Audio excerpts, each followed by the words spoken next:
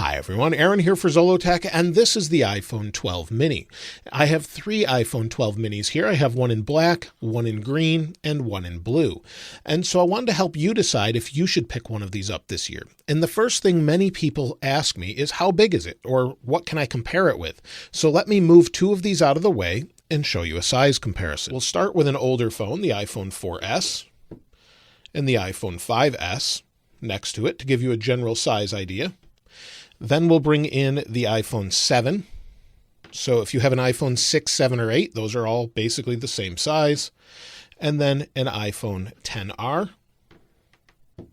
an iPhone 12, and an iPhone 12 Pro Max. So this gives you a general idea of their size overall. It's smaller than a 7. It's about the same thickness as a 7, and here's a 6S Plus also, if that helps with size overall, comparing the different ones. So this should give you a general idea of their overall size, but it's somewhere between the 5S and the 6, 7, and 8. They're very similar in size, and if I put them face to face so you can see the actual size difference here, that gives you an idea of size. So the mini is very mini, and let me put it face to face with the 5S. So you'll see it's really in between the 5S and the 6, 7, and 8, like I said. So it's got a nice size screen, and keep in mind the 7 is the same size as the second generation SE also. So that gives you a general idea of what its size is overall. Now let me move these out of the way, and the overall design of the phone is pretty standard this year. On the right-hand side, we have our power sleep wake button. We have our millimeter wave antenna in the United States for 5G. On the bottom, we have our microphone, speaker, and lightning port. On the left-hand side, you've got your silent switch at the top, your volume buttons, and then you've got your SIM card tray.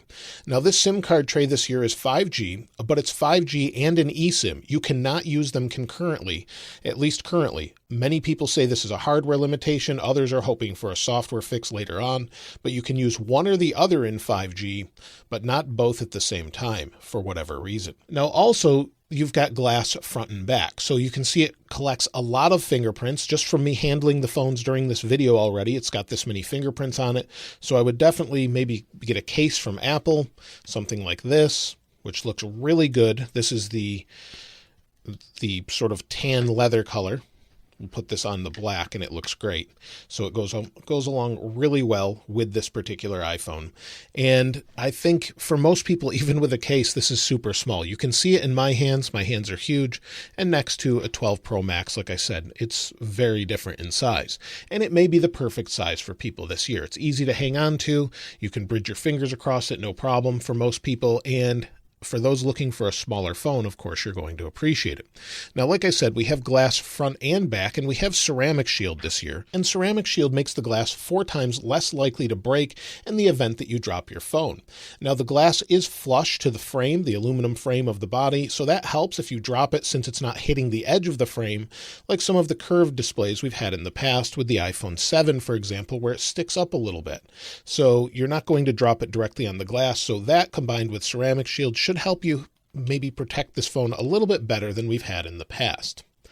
And let's talk about the display, because this year we get OLED displays in all of them, and they look really vibrant. So whether you're inside or outside, the display looks great. Now, as you can see, the display is easy to see in the sunlight. It's very bright out. I'm just shaded by some trees, and the brightness is all the way up. It goes up to 625 nits of brightness, so it should be plenty for outdoor use, and then 1200 nits if you're watching HDR video. So the display in general looks great. And the display does use PWM to control brightness. That means it's flickering the display all the time to control brightness. The lower the brightness, the slower it's flickering, the higher, the faster. You can't see this with your eyes, but it does cause some people to feel nauseated, gives them headaches or eye strain. I have not experienced any of that with any of the 12's OLED panels this year. And so because of that, I can recommend this to most people. Even the iPhone 10 and 10S and 10S Max I couldn't use because of that flickering.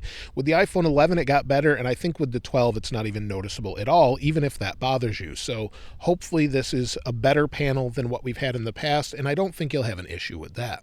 Now this is an HDR display that on YouTube can play 4K 60 in HDR. So you can see you have the 2160p HDR option if you can use that, and it's super vibrant and nice. And as you can see, this is my iPhone 12 Pro review, the good and the bad, in 4K HDR. So let me go ahead and hit play and turn it up so you can hear how loud the speakers go. So you have that stainless steel on the outside, like an iPhone 4, but you have sort of the flattened edges of the iPhone 5 and 5S. So this is a great design. It's one of my favorite. So you have the options of HDR displays, great speakers that go really loud, and I think this will be a great phone for those that really want something that's a little bit small. And the next thing is the camera. The camera in this is phenomenal. As you saw in that last video I just showed you on YouTube, that was recorded with an iPhone 12 Pro, and this camera is the exact same camera. We have the same ability up to 4K 60, HDR up to 30, and it's just a phenomenal camera. It looks great, it has great quality, decent stabilization, and take a look at some of these photos and videos that I shot with this just a moment ago.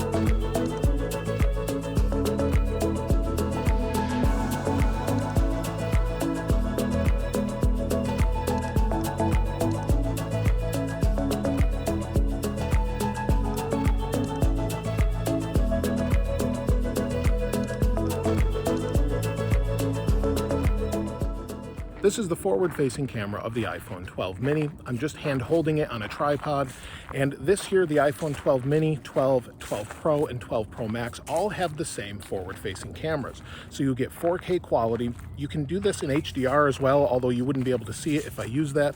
But as I move, you'll see that it's adjusting in real time the exposure of the sky, my face, and everything else to give us the best quality possible. So I'm pretty impressed with it, but let me know what you think about it in the comments below. Now we get night mode on the cameras this year as well. So with wide or ultra wide, you can take a photo at night, 30-second exposure on a tripod, and it looks amazing. The amount of light a small camera's able to actually capture and then expose using the neural engine and AI is pretty incredible. Now with the iPhone 12 series, we have 5G. And 5G is pretty nice. It's fast. I've shown it in other videos. I get about double the speed with my current carrier than if I'm using 4G. But if you really want those crazy fast speeds that Apple showed in ideal conditions, well, you're going to have to find a specific spot, be on Verizon or maybe AT&T, and use the millimeter wave antenna. And that's not widely available. For example, in the Charlotte metro area, near where I live, it's on a few different corners within the city, right in the middle of the city. Otherwise, you won't get those speeds. You'll get normally about 100 to 200 megabits per second. So I wouldn't run out and get one of these just to have 5G, but it's nice that it's there for future proofing as it gets more and more readily available where you are and from your carrier. But if you have T-Mobile or someone with a lot of sub-6 5G coverage, well, then it's going to be great. It's going to give you double the speed of probably what you had with 4G, but it really depends on where you live. It's not really that much faster than 4G depending on your area and what kind of coverage you have. Now with the iPhone 12 mini, of course, it's really easy to hold and it's easy to use, especially if you have huge hands like me. I can easily reach across the screen, do whatever I need to do. But also, you're not going to notice any slowdowns or any compromises here because this has Apple's A14 Bionic CPU and this one has 4 gigs of RAM. Whatever you're doing, whether it be iMovie, maybe you're editing a 4K video, This is the first time I'm opening iMovie on here. Maybe you're editing a 4K video. It's just going to be super fast all the time. If you're opening weather, if you're opening music, and then you're going back and playing a YouTube video, everything's just going to be super fast and fluid, and it doesn't matter what you're doing. It just acts like that all the time. It's just the normal use case for this phone. It's just super fast and a joy to use. So there's no compromises there. And of course, you have a smaller screen, so it's easier to use for a lot of people, as you can just reach across the display easily. Or even if your hands are small, it should be a much better use case than maybe last year's iPhone 11, for example, which was much larger. Now, a lot of people have asked me, how's the battery life with the iPhone 12 mini? I think that's the second most asked question. What size is it? And how's its battery? So the battery life for most people seems to be about 5 hours. I would say in most tests that I've seen, as well as my use, you're going to get about 5 hours of screen on time with this. Some people are getting less, is around 3 hours. Some people are getting more at 6 to 7 hours. It really depends on what you're doing. If you're just playing music, you're going to get more battery life. If you're doing something like watching or recording online video, or you're using the camera to record 4K HDR video, well, then you're going to drain the battery much faster. It just depends what you're doing. But I would say overall, it's impressive this year with its battery life. So expect around, I would say, probably around 5 hours. But again, this really depends on how you use it. If you're on FaceTime calls or something that's using the camera and the CPU heavily, well, then it's going to actually use that battery much more quickly. And if you look at some of the earlier days on this particular black iPhone 12 mini, you'll see here I only got 32 minutes and 50% while it was doing background activity. But then the next day, 30 minutes of screen on time used 25%. So it really depends on obviously which one you're using and how you're using it. But if you're watching a lot of YouTube, for example, and you're streaming that, it's going to take more of a battery hit than if you were just listening to music. So it really depends on what you're doing. But overall, I would say it's good battery. It's better than the second generation SE, but not quite as good as the iPhone 12 or 12 Pro Max in my experience. Now this year we get MagSafe, and MagSafe is a wireless charger that magnetically adheres to the back of the phone. And it's a really nice way to charge your phone. It holds on nice and tight, and on the mini it will charge at 12 watts. So you'll see I can hold the cable and it holds on to the phone, and because the mini is so light, it sticks on there quite nicely. And you'll charge the phone, if you're using a wired connection, the same speed as all of the other phones, even though it's charging at a slower rate with the wireless charger. If you use the wired charger, you'll get about 50% battery in 30 minutes, and then it slows down just like any of the others. So it charges nice and fast, no problems there, even though the MagSafe charger charges a little slower in the smaller phone. And this is a fantastic phone, and I think people that have been wanting a small phone for a long time will be really happy with this phone, because it's all of the best things of this year's phones in a compact package. And I know a lot of people that have been looking for this sort of thing for a long time. The squared off edges make it easier to hold. And so should you pick one up? I would say if you're looking for a small phone, then absolutely. If you're concerned more about battery life and you don't care about the size, well, then you could go with the 12 Pro Max, which will give you over 10 hours of screen on time.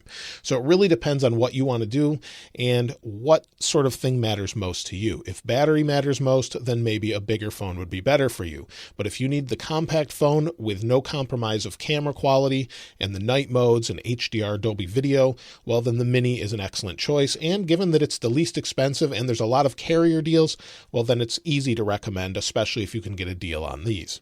But let me know if you're picking up the Mini in the comments below. I'd love to hear from you. And if so, which color did you pick up? If not, what other phone did you get, or are you holding off this year? I'd love to hear from you in the comments below. If you'd like to get your hands on the wallpaper I have in this video, of course, I'll link it in the description like I normally do. And if you haven't subscribed already, please subscribe. And if you enjoyed the video, please give it a like. As always, thanks for watching. This is Aaron. I'll see you next time.